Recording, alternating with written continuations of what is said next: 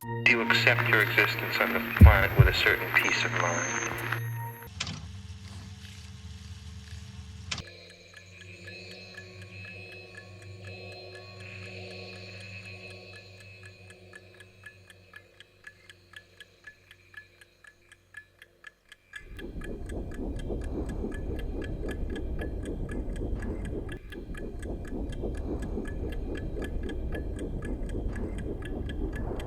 Then I was standing at one end of the same room, again aware that I was dreaming. I spoke to a woman I didn't know. She told me she was a training college lecturer.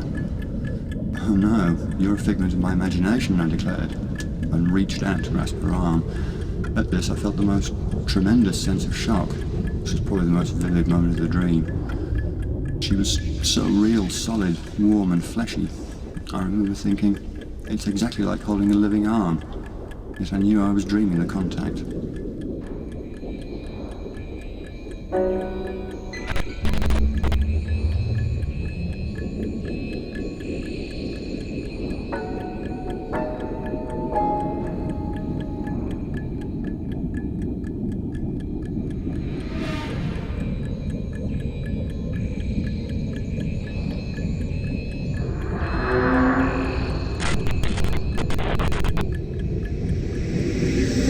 A lucid dream is a dream in which a person becomes aware that he or she is dreaming, and it then becomes quite different from an ordinary dream. For one thing, it can be strikingly realistic to the point of producing a convincing replica of the normal physical world, and for another it has its own psychological characteristics and range of emotional reactions, which have to be considered independently of those experienced in normal dreaming.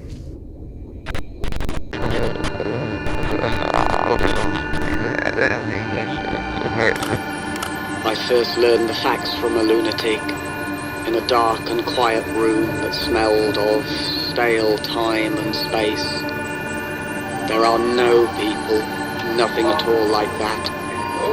The human phenomenon is but the sum of densely coiled layers of illusion, each of which winds itself upon the supreme insanity that there are persons of any kind, when all there can be is mindless mirrors, laughing and screaming as they parade about in an endless dream. But when I asked the lunatic what it was that saw itself within these mirrors as they marched endlessly in stale time and space, he only rocked and smiled.